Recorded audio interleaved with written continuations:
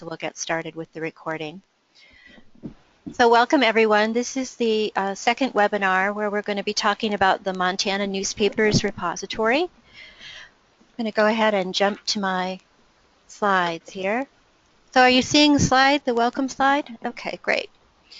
Okay, so there's two of us here hosting the session. I'm Tina, or Christine Kirkham, and my colleague is Natasha Hollenbach. We're at the Montana Historical Society in Helena. We've both been working on digitizing newspapers for the National Digital Newspaper Project. I've been here 5 years, and Natasha's been here 2. So as I mentioned, if you'll mute yourselves, or I can mute you also, and then I can unmute you later when it's time for questions and answers. And that way you should still be able to hear me though. So we will have time for you to ask your questions out loud, but you can also type a question into this chat box. It's at the bottom of the control panel at any time, and Natasha will keep an eye on that and make sure that we cover that question when we get to the question time. So this 1 hour is going to be divided into 4 parts. The first one is what we're doing now, which is intros. And very soon I'll be moving over to the website to give you a demonstration of that site. And those of you who have contributed papers to the Montana Memory Project, you'll see your papers there. After the demo, which will take about 10 or 12 minutes, we'll go back to the slideshow and I'll talk with you a little bit about this new process and new service for digitizing newspapers in Montana. And then we'll have another opportunity for questions and discussions at that time. So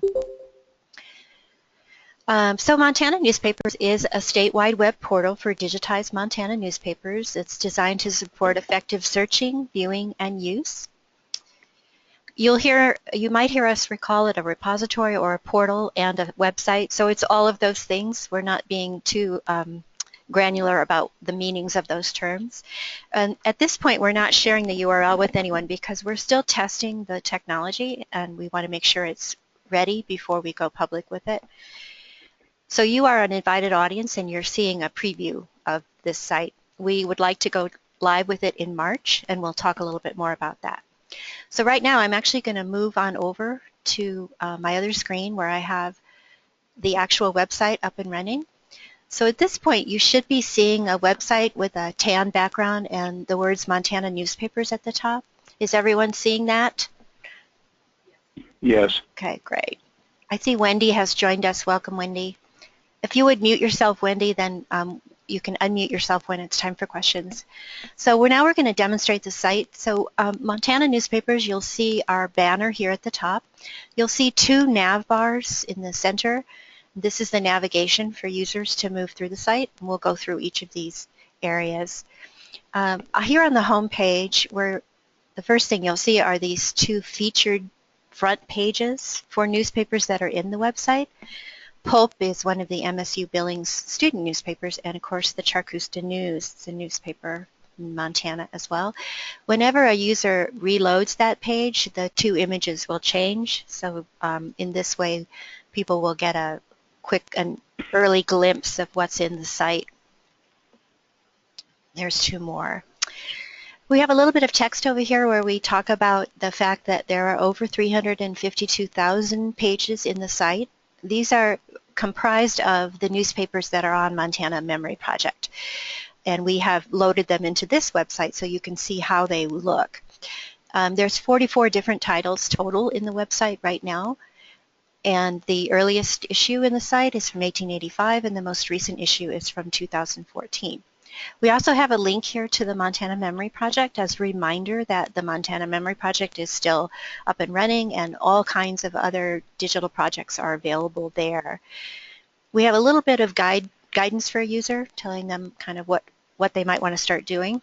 And then we have a small paragraph here about Chronicling America. The Historical Society has been part of the National Digital Newspaper Program for 6 years, and in that time we have contributed 257,000 pages from Montana newspapers to the Chronicling America website. And I'm sure some of you have seen the Chronicling America website. You'll recognize the technology in this website because it's the very same search and discovery engine that's used on Chronicling America. The 257,000 pages that are in Chronicling America is a discrete set, and it is completely different from the 352,000 that are on this website. So those are two discrete sets. There's no overlap between them. So for the time being, users will have to search both sites to get access to all digitized Montana newspapers. In the future, we would like to bring these 257,000 pages into this website so that we only have to give people one URL to search. But for the time being, there will be two, simply because we're still learning about the costs of hosting a website like this, and to nearly double the amount of pages in this website would kind of make it hard for us to measure, keep up with the costs and measure how those costs are going to grow over time. So we're being cautious right now and just keeping this site to the Montana Memory Project newspapers. Okay, I'm going to jump over here real quick to show you that we do have a help page for end users, and that describes or tells them how to use the site. We're still working on this page, but I just wanted to let you know that it's there. We also have an About section where we talk about the site, its background, and who's responsible for it, who the staff members are, etc. There's a link here called Adding Your Newspapers, and we're going to talk a lot more about this process today. This is a very simple overview of what the Historical Society is going to provide. The contributing partners are any institution that has raised funds and contributed newspapers to this website.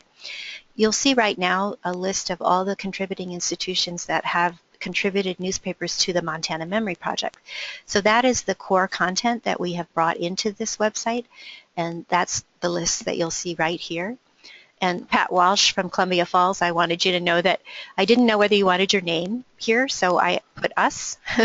But you, in fact, are the contributor of that newspaper, so we can certainly talk. If you would like to have your personal name here, we can do that. And over time... You can put my name, yeah. All right. Go ahead. And over time, as we add newspapers to this website, this list of contributing institutions obviously will grow. We have some information on copyright for everyone's benefit, including the public, so they can see which laws govern copyright for a situation like this. Talk a little bit about fair use. We have an area where we are actually speaking directly to the end user, saying, you know, you are obligated to use this content for fair use, and if you're going to use it in some other way, you have a responsibility to get the permission of the copyright owner. The copyright owner for each of the newspapers in the site I will show you later. You can find that on each title's homepage. We also have what's called a takedown policy. This is for someone out there in the world who believes that for some reason they may own the copyright for a newspaper here and they're not receiving the credit for that copyright, or they feel that we didn't contact them. This is the procedure that we're asking them to follow, to contact us so that we can then look into that situation.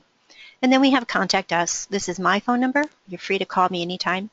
And this is the Digital Services Group email address at the Historical Society here in Helena. So having dispensed with those areas of the navigation, I'm going to go over to browsing. So if a user wanted to see what was in the site, he or she could click Browse by Title, and they will be brought to this large table. Every newspaper that's in Montana Newspapers is listed here. You'll notice that unlike in the Montana Memory Project, there are no collections here. There are only individual newspapers. This table, and you should see each of your newspapers here if you are a Montana Memory Project contributor. This list is sortable, so if you click here, you can sort A to Z by title, and it ignores the word the, and Z to A by title. You can also sort by the town of publication, so Z to A for the town and A to Z for the town. And in this way, all the newspapers from Baker are grouped together, all the newspapers from Billings are grouped together, and so on. This table also tells the end user the earliest issue of each newspaper in the site. So the Baker Sentinel started publishing in 1909, but the first digitized issue in this website is January 1st, 1914. The most recent issue of that newspaper is 12/31/1925. If we click earliest issue, it's going to bring up the earliest issue of all of them. So the earliest issue in this site, period, is an issue of the Calumet in Shoto from 1885. And the most recent issue in this website is an issue of the Retort, which is the student newspaper at MSU Billings, and that issue is from April of 2014. So that's browse by title. We're going to quickly go on and show you browse by location. So here we have a map, and the user can zoom in on the map. These dots represent where we have digitized newspapers. If the user hovers over the dot, a pop-up will appear, and it will show each title from that town that's in this website. And each of these is a link. If I click this link, it would take me to that title's homepage, and I'll be demonstrating some of the home pages in a moment. So if I hover over Baker, I see those. Big Timber, I see those newspapers. Up here in Eureka, I see the two Lincoln High School newspapers, student newspapers. So that's another way that users can explore the content in the site. And then the third way is browse by date. And this is a calendar view, and again, if you've ever used Chronicling America, this will be very familiar. It's the exact same functionality. So in browse by date, the user can actually explore a year or a month and see what digitized issues are available. Here is a drop-down list, and it shows every year for which we have digitized newspapers in this site. The earliest, as we saw, was 1885. The most recent was 2014. And the user can just jump to any year in this list. So if I click 1959, now I'm looking at a calendar for 1959, and you'll see these gray boxes. They show that on these dates there are digitized newspapers in this website. If you click this down arrow, you'll see what those papers are. So we have two newspapers in the website that were published on January 30th, 1959. If we go down to September 10th, there are actually 4 newspapers. If I were to click on one of these are hot, I would go to that very issue. So let's go ahead and dive in there. And here we're actually going to see an entire issue laid out in this gallery view. So these are the thumbnail images for each page in that issue of the Shoto Acantha. You'll see that they overlap here, and that's a function of responsive design. We wouldn't be able to have each page presented with space between the thumbnails because it would wrap too quickly, and it would be very awkward for people who are using handheld devices and phones. So this is how it looks here, but if you actually click through to an issue, you'll see there's no more any overlap. You just see the issue itself. So waiting for that one to load. So here we are at one of the pages in one issue in the site. This is the viewer, which again you will recognize from Chronicling America. It's the same functionality. Users can zoom in and zoom out with these buttons and also with their mouse wheel. Zooming in like this. The user can quickly jump to the next page in this issue by clicking that arrow. Zooming in and zoom out again. The user can click to the next issue. So this would be the next issue of the Shoto Acantha. So I presume it would be also in September. And sure enough, 1 week later, there's another issue of the Shoto Acantha. Users have the option of downloading a PDF of the entire page or an image in PNG format of the entire page. Users also have the option of clipping an article. So suppose I wanted to clip this little article about the weather here. Just make sure that the article is showing in your viewer. Click the little scissors here and a new page opens. You can print the page and it's going to capture whatever was in the viewer at the time that you clicked the scissors. You can print the page, and if you do this, citation will also print. You can also download the image. That opens in a new window, so I'm going to return to the viewer window here. And then the other thing I wanted to point out is that, like in Chronicling America, there's a text link. When you click the text link, you're going to jump to the optical character recognition text for the page, and that's what's here. And those of you who have newspapers in Montana Memory Project will recognize optical character recognition because sometimes it has these oddball characters. When it could not decipher what was on the page, it takes a guess, and that's why we end up with this. But optical character recognition tends to be over 80% character accuracy. So as you can see, there is a lot of plain English here that did make it into the process. And when users do a search, they're searching this optical character recognition text. We'll go back. So now I'm back at that page. Okay, so we talked about browse by date, and we went through a particular viewer and the controls. I'm going to return to browse by title now, and we're going to dive in and look at a title homepage. I'm going to go ahead and go to the Big Timber Pioneer, and this is the version of this newspaper that started in 1890, and that's the homepage I want to show you now. So each of the newspapers in the site has a homepage like this. The homepage will show users a thumbnail of the first page of the first issue in the website for that paper. So we have a thumbnail for the Big Timber Pioneer from 1893 here. We also have a headline showing what paper you're looking at right now or what homepage you're looking at. Then we've exposed some of the MARC metadata for this newspaper. The frequency of this paper was obviously a weekly. Some will be dailies and some will have various frequencies here. The LCCN, of course, is the way library catalogers have uniquely identified this title. So there is another newspaper with the phrase Big Timber Pioneer in it, but that one is called The Big Timber Pioneer, and it has a different range of publication. That paper will have its own unique LCCN number. Geographic coverage from the MARC record shows that this paper is from Big Timber, from the county of Sweetgrass, and from the state of Montana. If I were to click this link for city, I will see all the other papers in this website from Big Timber.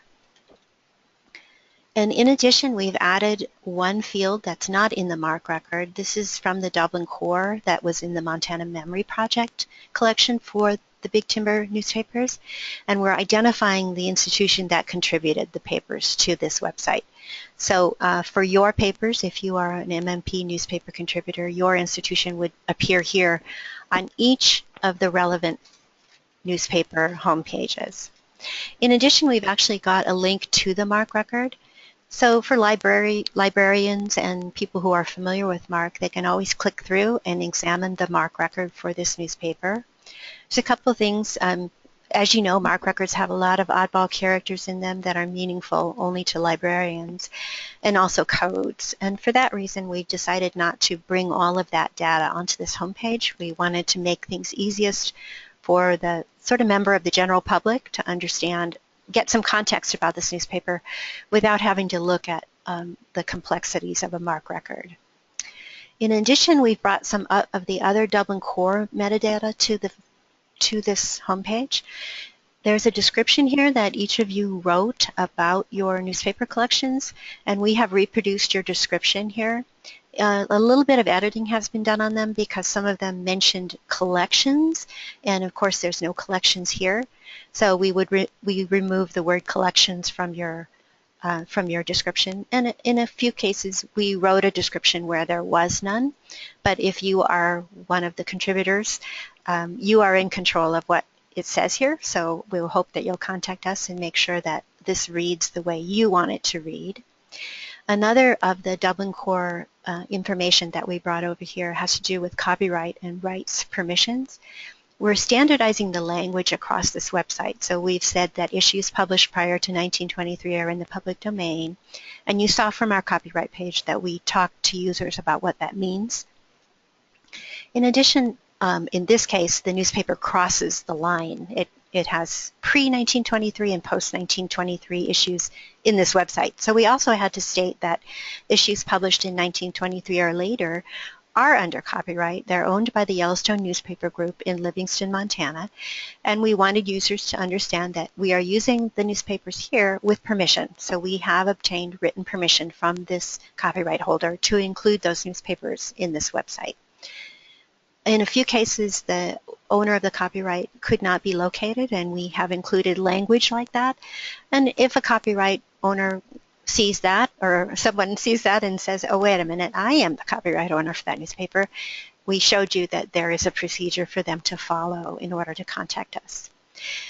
There's a little bit of other Dublin Core metadata in the Montana Memory Project that you don't see here, and that is the digitization specifications and the date that the newspaper was digitized. We have captured that data, and it is in the database associated with each newspaper as needed, but we have not exposed it to the end user here. That's a decision we made. We thought it was best. It's not written in stone, and if you want to give us feedback about anything having to do with this homepage, I hope you'll contact us, and we certainly want this page to be what everyone wants it to be. So we'd like to hear from you with regard to that. Okay, I'm going to jump right now and very briefly demonstrate a couple of searches. I don't want to spend a lot of time searching. If you've used Chronicling America, you're going to be very familiar with that. But there is a basic search up here in the nav bar. The basic search can be limited by the town if you want to. I think for right now, I'm going to just search for Blackfeet and show you how search results come up. So again, the thumbnail images here overlap each other a little bit, but they are separate pages, and the search term is highlighted on those pages. But I searched for Blackfeet, and in this website, of all the 352,000 pages, there are 4185 that mention the word Blackfeet. So that's more than I want. And I think what I'd like to do is limit that search by the year. So I'm going to jump to this year, and I see that or this range of years, and I've chosen the earliest date range in this group of papers, so 1885 to 1896, and I reduced my results from more than 4,000 to 127, so that's more reasonable. I think I'd like to limit it further. I'm going to go ahead and click front page only, and in this way I've gotten that search result set down to 11, which is much more reasonable. So these are newspapers, Dillon Tribune, the Montanian from Shoto, that mention the word Blackfeet on the front page. There are 11 total. I could decide to sort them by title or date. I can also choose to view them in a different way. The gallery view is what you're seeing by default, where the actual page image shows up. But if I click list, I can get a kind of a more condensed view of those search results that only has the title and the date and the page number on them. So that's a basic search. It's also possible to do an advanced search, and again, these are the exact same advanced search features that are on the Chronicling America website. The first one is that I can limit the newspaper I search. So I could choose to search only the Shoto Acantha or the Shoto Acantha and the Columbian if I wanted to. So that's one way to limit a search to make it more precise. Another way is to search only certain pages. Obviously, I showed you that a front page would be page 1, and you could limit your search before you run it to front pages. But if you knew that there was a particular column that appeared on a particular paper on page 6, you could select that paper and you could enter page 6 here, and then you're only searching that page of that title. You can also limit your advanced searches by date range. You can type a date in here, or you can select from a calendar view. That would be the start date for your search, and the second one would be your end date. We have a couple of Boolean options here. Any of these words is the either-or search. So if I wanted to search Blackfeet and Shoto, I could do that this way. I could also use the and search. So in this case, I would be searching for pages that had both the word Blackfeet and the word Shoto on them. I'll jump down here and show you that I can also put that in the proximity search. And that will find me pages that not only have the word Blackfeet and Shoto on them, but they have those words within 5 words of one another. And that would increase my chances of finding an article that included both of those words, rather than just a page. And you can expand that range if you want to up to 100 words. There's also a phrase search, and I could look for example, a person, W.F. Sanders, by searching that way, and get search results. We can go ahead and run that search and see what happens. So of all the newspapers in the website, there are 257 that have the actual phrase W.F. Sanders in them. And then here I am again at my search results, which I can narrow in the way that we described, or I can redisplay using the list view. Okay, so that's it for the demonstration of the website. And now I think would be a good time for us to stop and take a breather. I will drink some water and you all can ask questions about the website. So I'm going to leave the website up in the view in the screen here, and I'm going to just unmute everyone who may have been muted, and that way everyone who should be able to ask a question now. If I'm not able to hear you or you can't speak, you can go ahead and type a question here in the chat box. So, do we have any questions?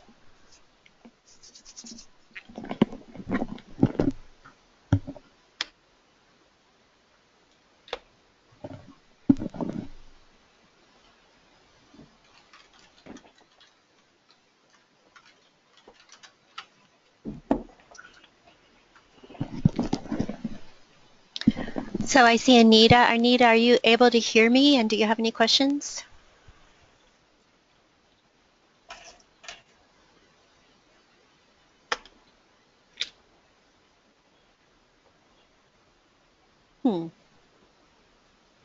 So I'm just checking in with everyone here. Brennan, I've unmuted everyone, but they're being very quiet, so I'm not sure. I can hear you. I just don't have any questions. Well, good. Natasha says there's a question in the chat. Natasha, would you like to read it? I think you're unmuted. Yeah, I'm unmuted now. Okay. There is a question. Is this site accessible to users using assistive technologies? Well, that's a good question. We borrowed the interface for this site from the University of Nebraska at Lincoln. They do have a professional web designer, and she did the majority of the coding, the HTML and other coding on this website. To be quite honest with you, I have not run it through one of the systems to test that. So that's something that we'll put on our to-do list. Can you remind me what assistive technologies you're speaking about? I think this question may have been from Wendy, who wrote an article on that topic. It was, and actually the question did specifically include the JAWS screen reader. Oh, let me go back through JAWS screen reader. Wendy, I haven't tested that yet, and we definitely will do so and get back to everyone on it. I would want to point out that we consider this interface something that's going to evolve. We feel that people have been waiting a long time to be able to do more digitization of newspapers since the moratorium in Montana Memory Project. And so we're eager to get this up and running and get it available to the public this spring. And that's where we're focused our attentions at the moment. I expect this interface to evolve quite a bit as we hear from users and what they need. And I think assistive technologies is one of the things that's going to be a priority for us. And we may have a lot of changes as we move forward in the next year or so. So bear in mind that nothing's written in stone here, and when we get to the point where we're going to be considering some major changes, Wendy, hopefully you'll be available to advise us because you are one of the experts on accessibility of the web, and we want to make sure that these newspapers are available to anyone who wants to research them.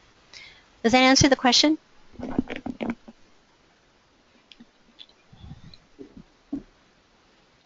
Absolutely, thanks. Great. Thanks, Wendy. Is there anything else that was confusing or that you'd like to see again? I think I might hear someone typing.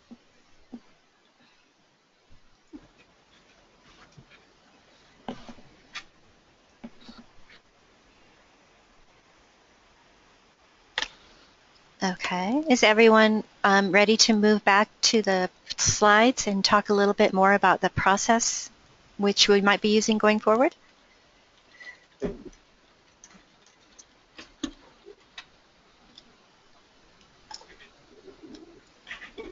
You can type in the chat box anytime.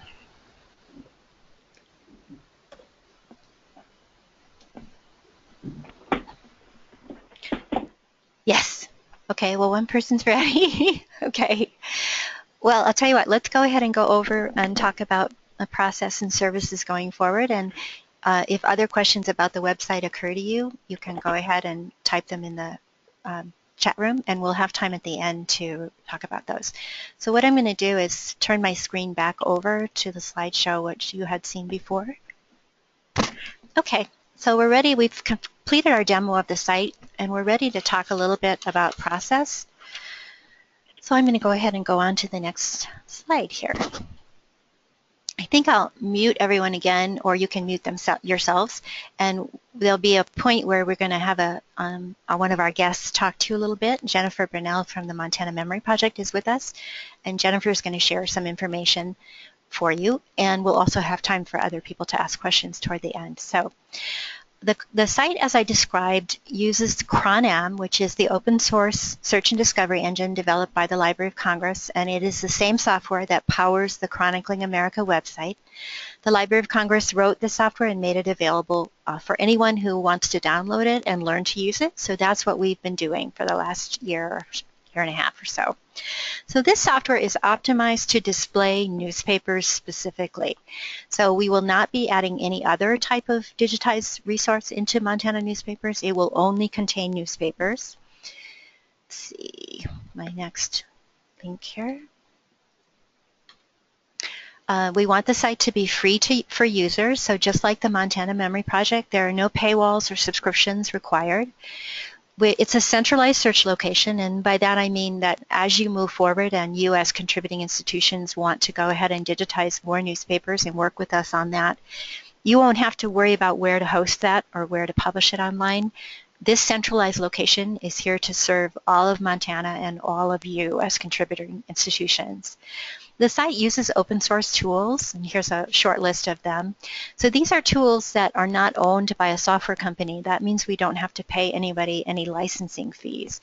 So that's going to help keep this resource affordable for the state going forward.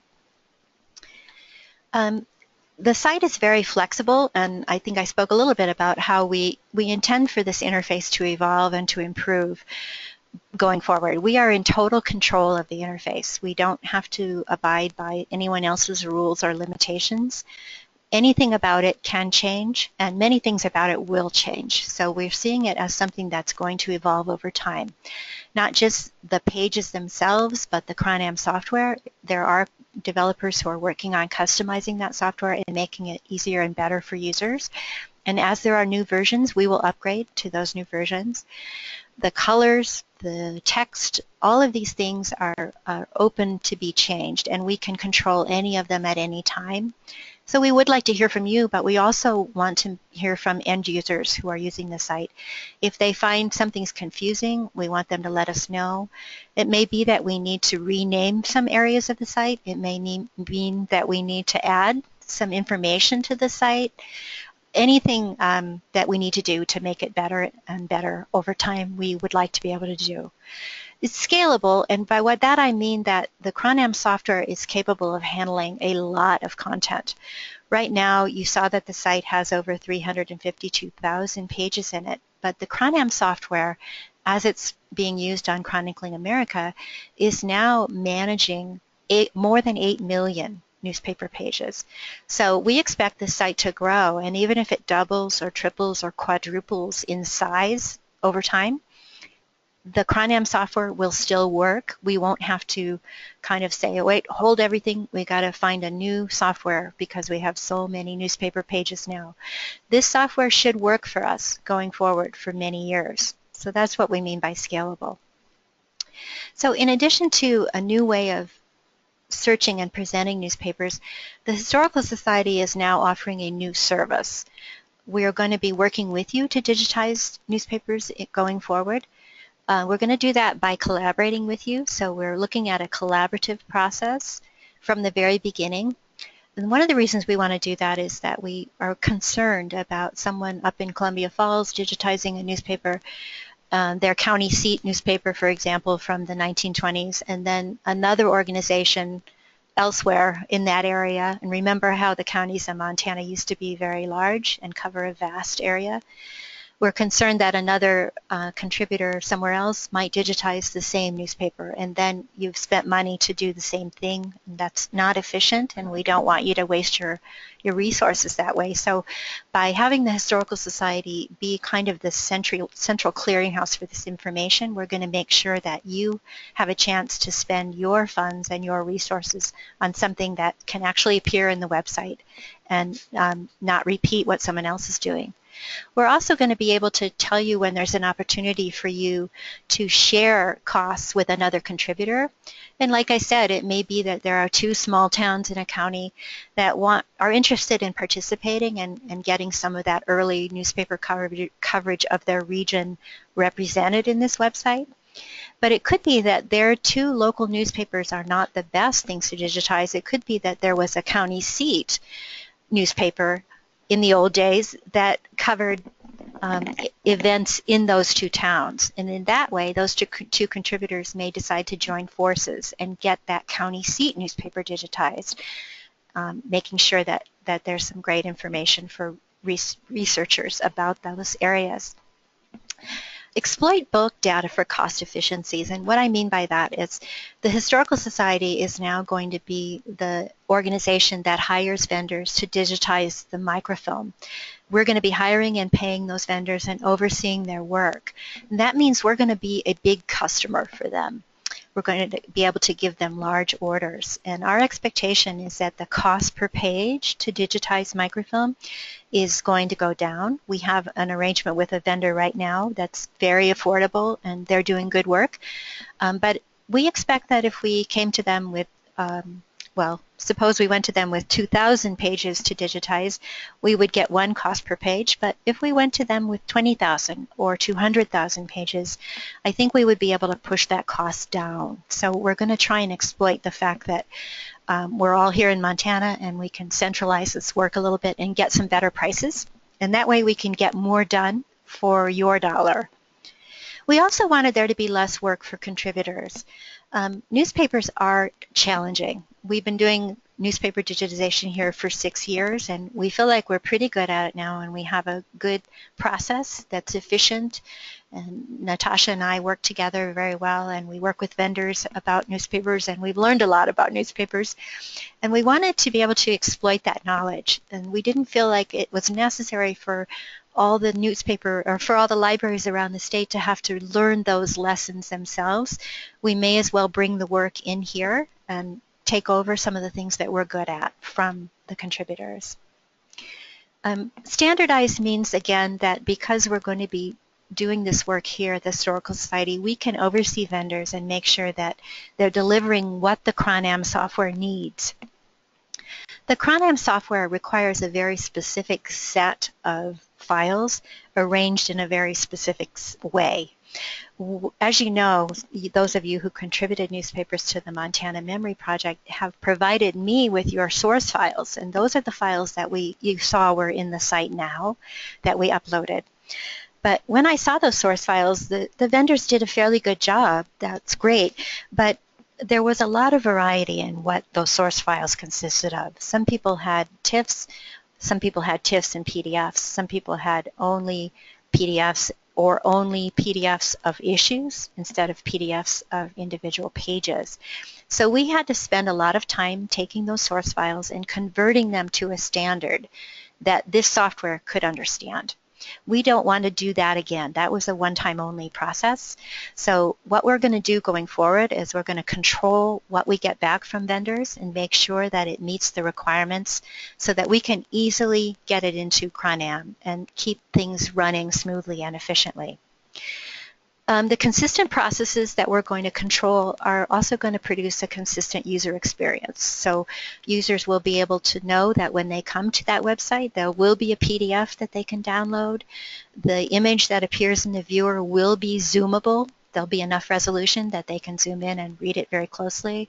They will be 256-bit grayscale images and that kind of thing.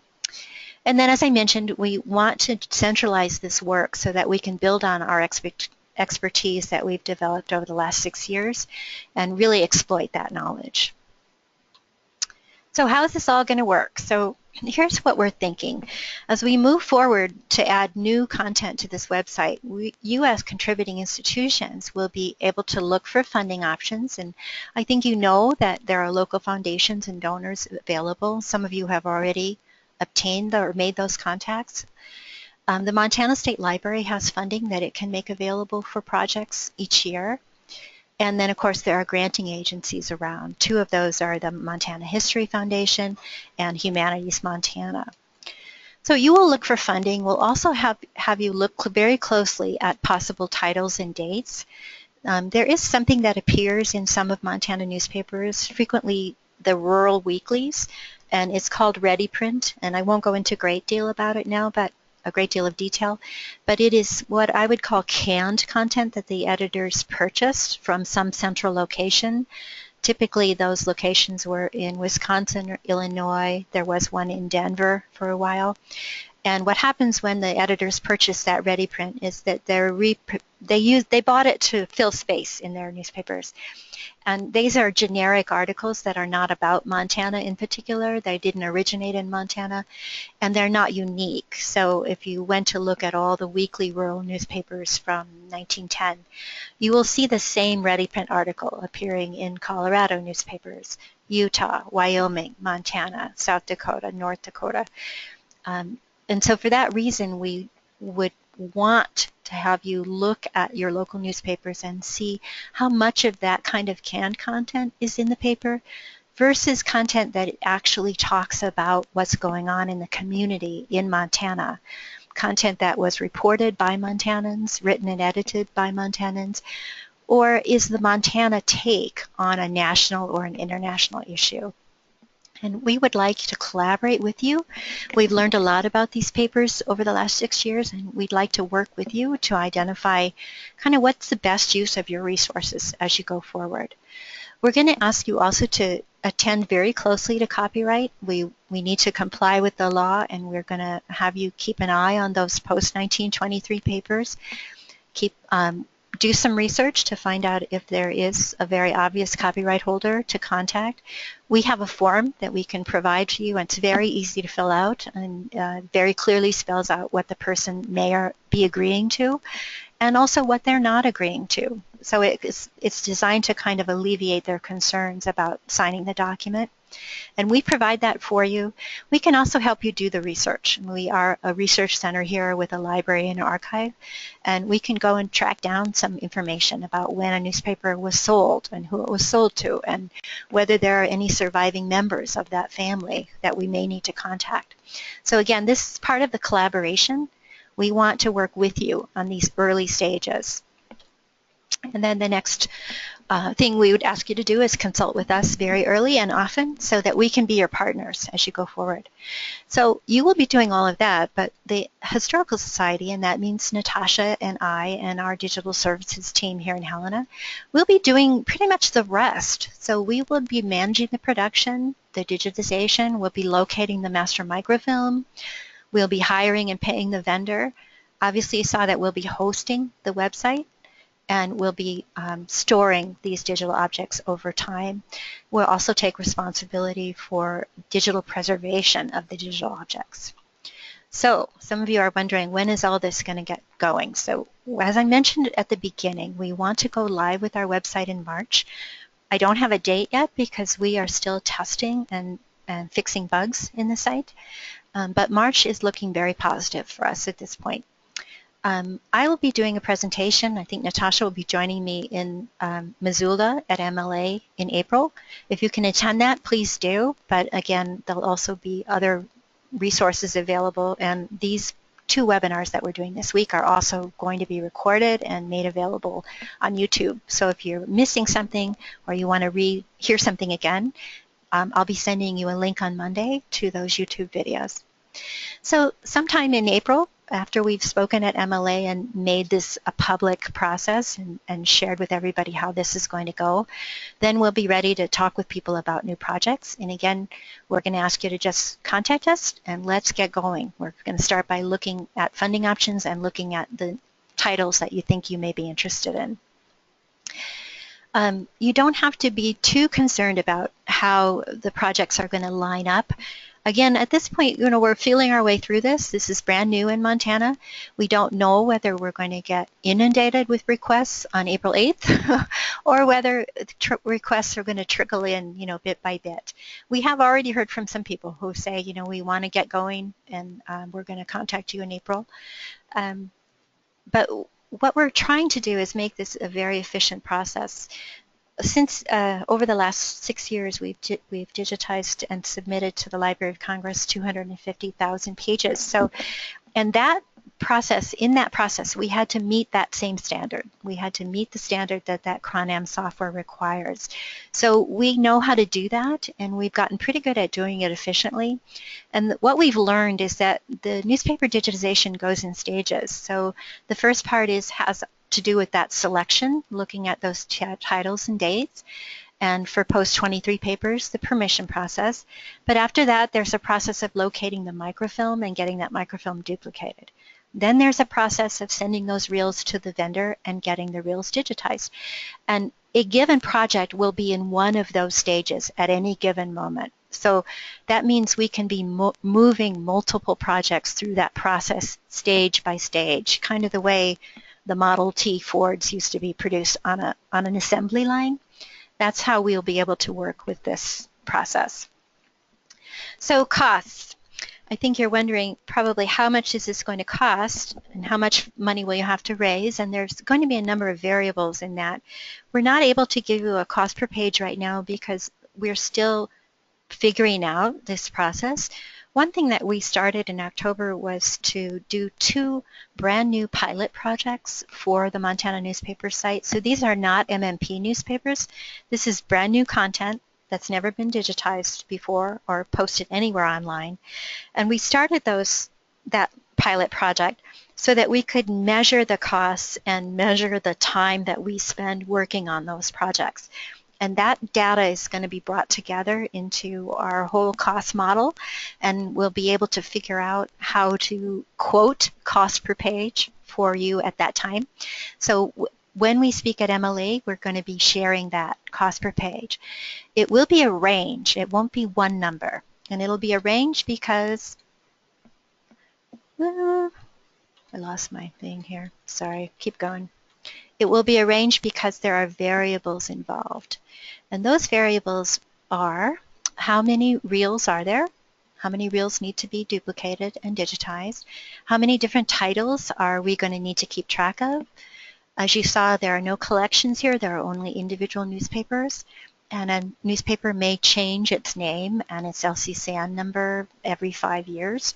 So that when we talk about titles, we're talking about titles in the cataloging sense. How many LCCNs do we need to keep track of? And then how many pages total? And of course, you know that the vendors will bill us by the number of pages. Another variable is who owns that master microfilm. The way we digitize newspapers is to find the master microfilm, have a duplicate made, and then ship that duplicate to the vendor. And they digitize that film for us and send us back the film and the data. The Historical Society already owns probably more than half of all master microfilm for Montana newspapers. And the master microfilm, of course, is that film, that 35 millimeter film that we all remember from pre-digital camera days that came out of the back of the camera when that newspaper was photographed. That could have been in the 1950s, it could have been in the 1980s or 90s. But we do have in our warehouse here more than half of it, we think. There is not an easy way to count all of those reels, but we do have a considerable amount. Unfortunately, there are some newspapers for which we do not own the master microfilm, and the film is owned by a for-profit company. 2 of those are Heritage and ProQuest. When we request a film from ProQuest, a duplicate from ProQuest, they will quote us a price per reel that ranges. Sometimes it's $125 a reel. It can go up to as much as $300 a reel.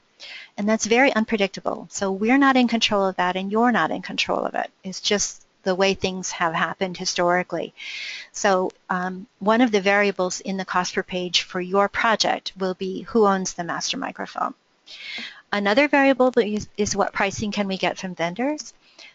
We are working with a vendor now, but there are other vendors out there, and if we're able to get a better price, we're free to switch vendors as long as they can meet our requirements.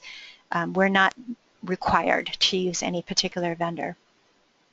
And in addition, we will be looking at how we can get affordable storage and web server hosting. Right now, the site that I demonstrated for you is hosted on Amazon.com, the Amazon Web Services, which obviously is a for-profit cloud-based hosting.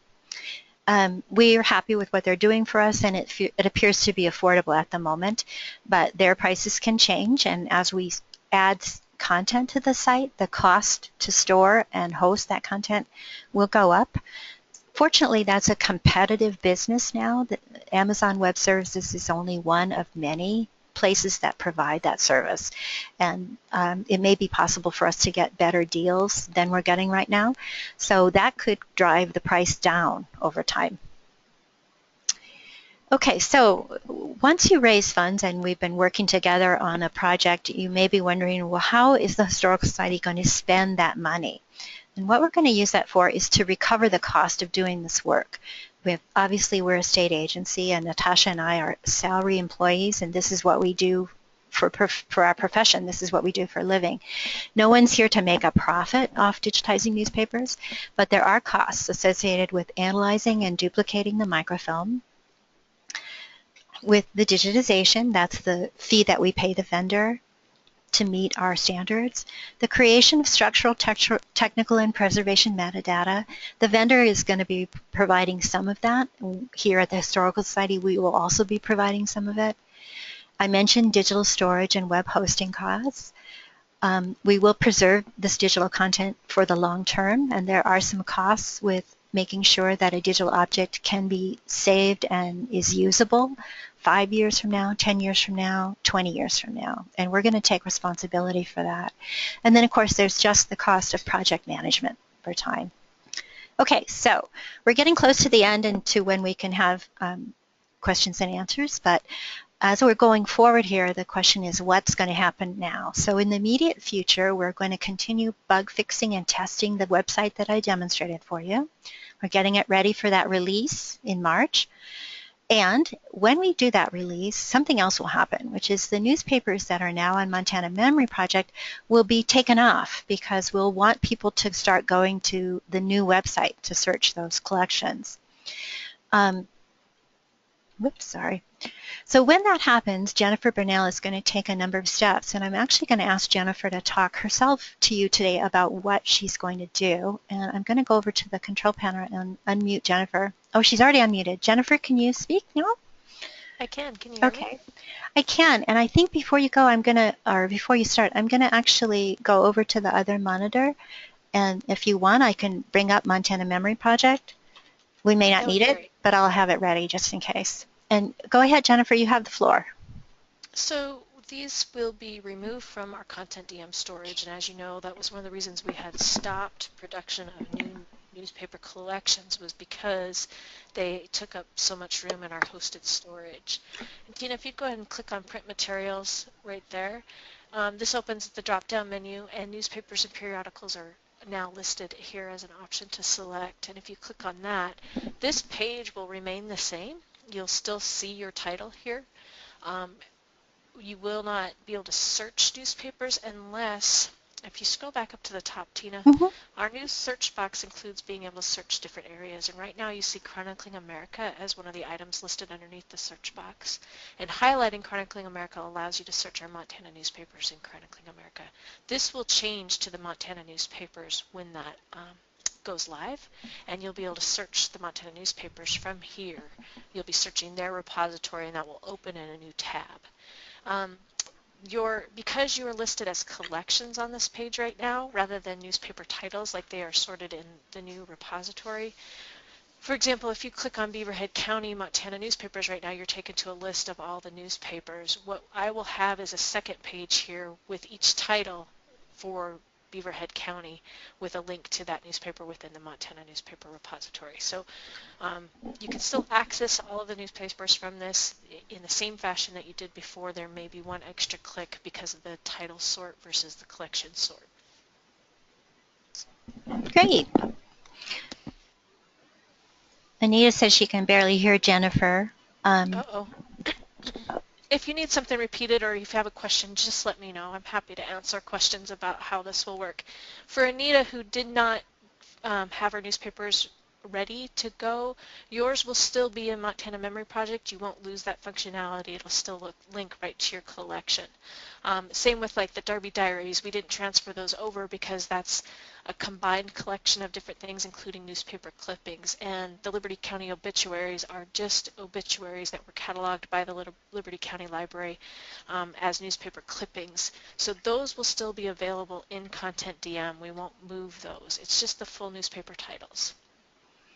Okay, and are there any other questions while Jennifer has the floor that you want to bring up related to MMP?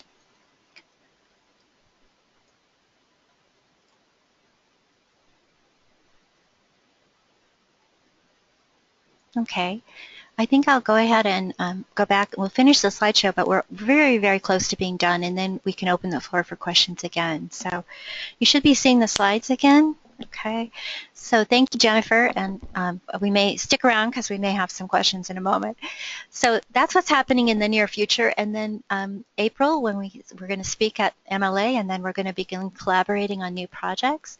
We're going to continue here at the Historical Society to offer webinars like this one on a variety of topics. We'll be teaching end users how to use the website. We'll be having some webinars for contributors or potential contributors about selecting newspapers to digitize and making sure that you're selecting something that's going to contribute to the body of work that researchers are relying on. There will be improvements to the CronAm software. As I mentioned to you, there are developers working on that open source software. So over time, they will be adding features, and we're going to keep up with that. We're very much in touch with that group. We're going to do some user testing of the site ourselves to find out how users like it, where are they stumbling, where are things not working for them, and how can we make that better. So we're going to be very user focused. And as I said, we have total control over the interface, so there's a lot we can do. We already know of some improvements that we know we want to make, but right now we're very focused on that March date of getting this site up and running and available to people. And then there's also a national conversation going on having to do with metadata for digitized newspapers. A lot of organizations like ours that have graduated from the National Digital Newspaper Program are accustomed to a certain metadata standard that the Chronicling America website required from us. And we also recognize that that was a very expensive standard to produce. And so now there's a conversation going on about how can we make this cheaper, easier, and faster, and enable more vendors to provide what we need. And we're very much part of that conversation. Ultimately, the metadata that you saw, which includes some Dublin Core records and definitely the MARC records, which CronAm does rely on, I expect there to be some evolution in how that all works, not just what the end user sees, but what kind of metadata is being collected and how and where it's being stored. Because we want places like the Digital Public Library of America to be able to harvest our metadata. We want to be a provider to them. And the group that's talking, that's conferring about the CronAm software and the metadata associated with it is also very much focused on that. So we're not 4 or 5, 6 different states going our own way and ending up with silos of newspaper data. Everyone is talking, and everyone is very focused on trying to do things in a similar way, so that ultimately there may be a national site where digitized newspapers like Chronicling America, but bigger, that has all these newspapers that were not funded by the Library of Congress. So that's kind of where things are headed for the long term. And that's the end. I wanted to make sure that you had our phone number and email address. That's the email address for digital services here at the Historical Society. But now we can unmute everyone and we can open the floor for questions if anyone has any. And so everyone can hear everyone now, I think.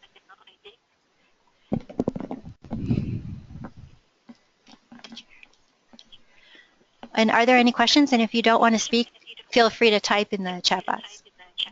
Thank you, Lynn, for coming.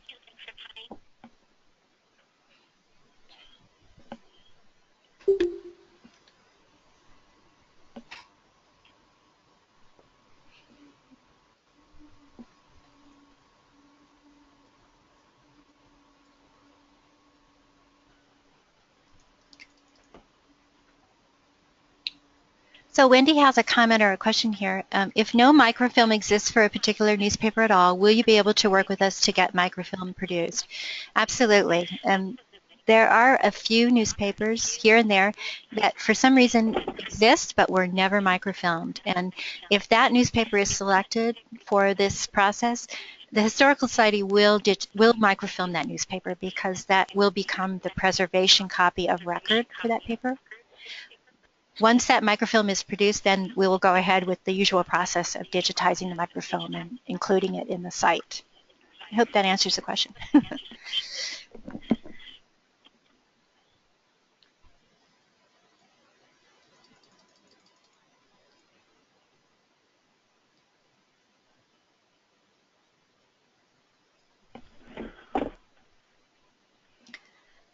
So if there are no more questions, feel free to close out. You don't have to remain if you're on go. It's 11:02. Natasha and I will stay on in case there are some projects that appear. Looks like a comment from Marilyn. Mary and I will be in touch regarding the current status of our digitization project. Okay, great. Thank you, Mary and Marilyn, for coming, and I look forward to hearing from you. And as I said, Natasha and I will stay on the line, but anyone wants to sign off, feel free. Footer would be really the least obtrusive and yet an easy place to see it. But that was just my suggestion. Oh, that's Brennan. Brennan's there. Yeah, we'll get back to you on that one. Okay. And thanks again for your help today. I'm just finishing up a GoToMeeting. I think I better mute Brennan. Okay, I think we're going to stop and go ahead and